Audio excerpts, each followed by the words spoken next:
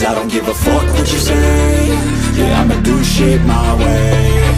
So you can go kick rocks, I'ma stack bricks up, build what I want to make. Yo, I got a lot of shit to say, so I'ma do this every day. I'll be writing things until I'm fucking buried in my grave. 6 feet deep under, but my body won't decay, 'cause my messages are timeless, so they'll put them on display.